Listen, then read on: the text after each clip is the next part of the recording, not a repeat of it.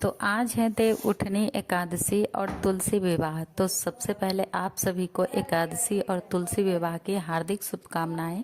यहाँ मैं तैयार होके जा रही हूँ तुलसी जी का विवाह करने। विवाह करने से पहले ना ये होता है ना कि सबसे पहले पैर में महावर लगाया जाता है, क्योंकि हम लोग सुहागन है तो महावर जरूरी है ना। तो ये मैं लगा के जा रही हूँ तुलसी माता के विवाह की तैयारी करने। तो यहाँ सारा सामान मैं इकट्ठा कर ली हूँ और ये मेरी ईया जी हैं जो मुझे समझा रही थी ऐसे करो वैसे करो।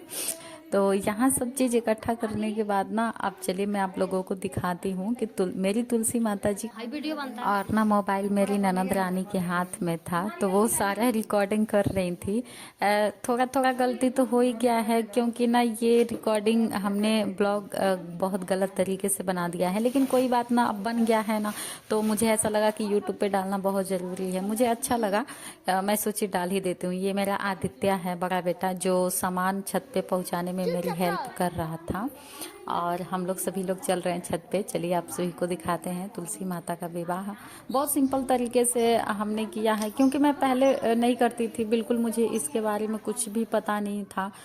लेकिन अब मैं करने लगी हूँ साल 2 साल से। यहाँ मेरी ननद रानी चौका पूर रही हैं और मैं बैठ गई हूँ शादी करने तुलसी माता का। ये लड़की ना इतना ज़्यादा परेशान किए जा रही थी ना अपनी बुआ को, ये मतलब चैन से रह ही नहीं सकती है, इतना परेशान करती है, एक जगह बैठ नहीं सकती है। बस इसके में ना बस यही है।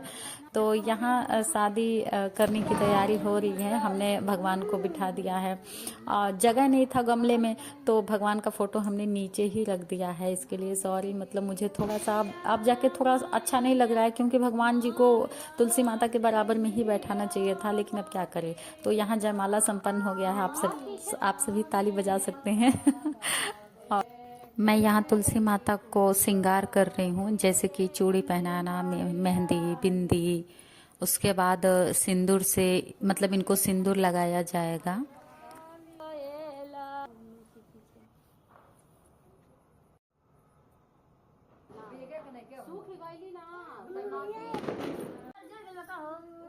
तो ये होता है ना तुलसी माता का विवाह का मतलब ना कि जितने भी पत्ते होते हैं ना, मतलब छूटना नहीं चाहिए, सारे पत्ते को ना सिंदूर लगाया जाता है।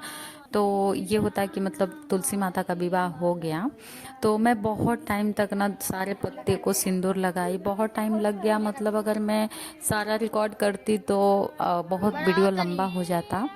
तो यहाँ सिंदूर लगा दिया गया है, मतलब विवाह संपन्न हो गया। उसके बाद हमने भोग लगाया भगवान को, माता रानी को। फिर हम लोगों ने आरती किया। उसके बाद सारा आरती गाने के बाद हमने ना लास्ट में गणेश भगवान का आरती गाया, क्योंकि ना गणेश भगवान की आरती के बिना और गणेश भगवान के बिना ना कोई भी काम संपन्न नहीं होता है।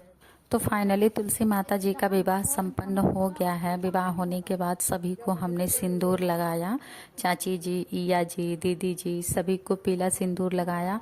उसके बाद मैं ना सबका आशीर्वाद ली, क्योंकि तुलसी माता जी का विवाह मैंने ही किया था, तो सबका आशीर्वाद लेना तो बनता ही है।